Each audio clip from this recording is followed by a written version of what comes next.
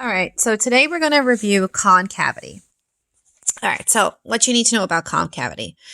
I'm going to draw myself a continuous function. Oh, I break my pencil too. Okay, so when I'm looking at this function, it's continuous. There's no holes, there's no asymptotes. I can talk about a few things. I could talk about the relative maximums or minimums. I could talk about the slope of the tangent. The graph is increasing or decreasing. And I could talk about something called concavity. So what concavity is if I draw on a tangent line, the function itself, if I draw my tangent line in, will either lie completely below the tangent line or completely above.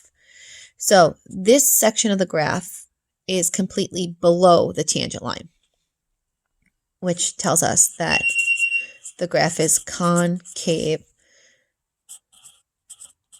down. Now, if I look at this section of the graph, if I draw on my tangent line, the function is completely above the tangent line. So this is concave up.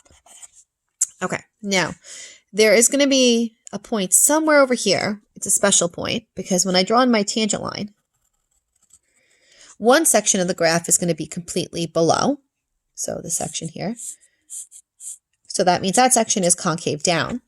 But this section over here is concave up because it's completely above the tangent line. This point is called your point of inflection.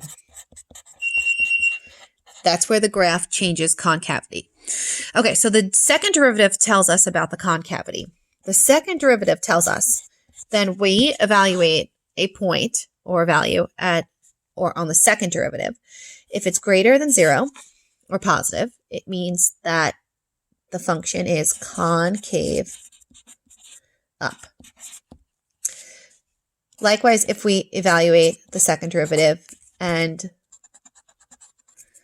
the value is negative or less than 0, it means that the function is concave down. Okay, so let's play with this a little. All right, so we'll take a function. Okay, so here's our function. First thing we're going to do is we're going to take the first derivative. Because in order to take the second derivative, you need to take the derivative twice. Okay, so 4 drops down, subtract 1 from the exponent. 3 drops down, subtract 1 from the exponent. Okay, so this is the first derivative. If I set the first derivative equal to 0, I get my critical numbers. Okay, now I'm taking the second derivative. So multiply, drop 1, multiply, drop 1. Okay, so this is my second derivative. So now I'm going to take my second derivative and I'm going to set it equal to 0.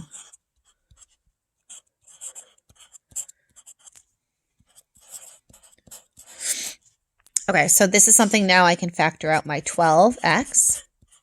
I get x minus 2. I'm going to set them both equal to 0. I'm going to get 0 and 2.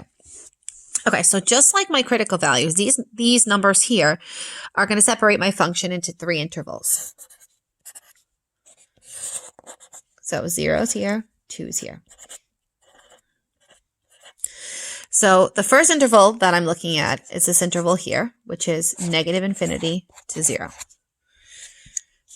The second interval I'm looking at is from here to here, which is 0 to 2. And then the third interval I'm looking at is here, which is 2 to infinity. All right, so I'm now going to test a number inside of these intervals into the second derivative to discuss the concavity. All right, so from 0 to negative infinity, an easy number to use is negative 1. So I'm putting this into the second derivative.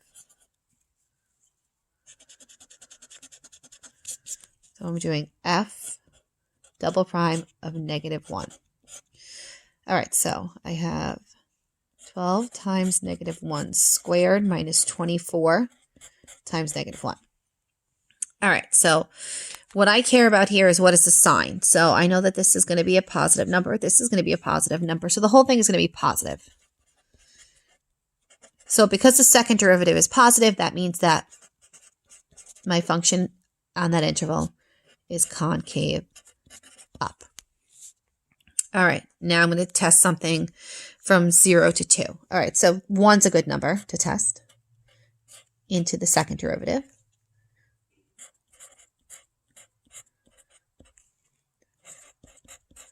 Okay, so I have 12 minus 24, which gives me a negative number. Notice I don't even care about the actual value itself. I care that it's positive or negative. So that means that this section of the graph is concave down. All right, now I'm going to pick something over here. You know what? I'm going to pick 10 because that's pretty easy to multiply.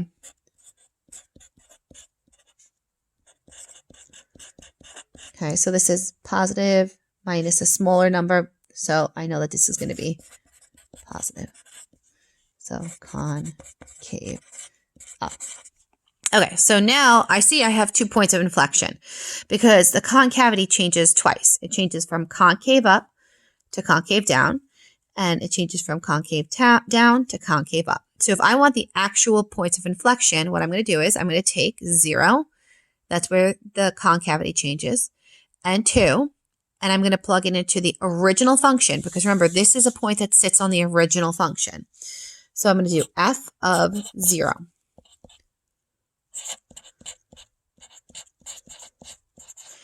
So f of 0 gives me 0. So my first point of inflection is 0, 0.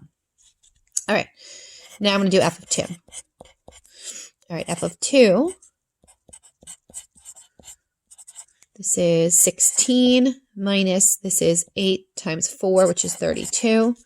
So my second point is 2, comma, negative 16. Those are both points of inflection.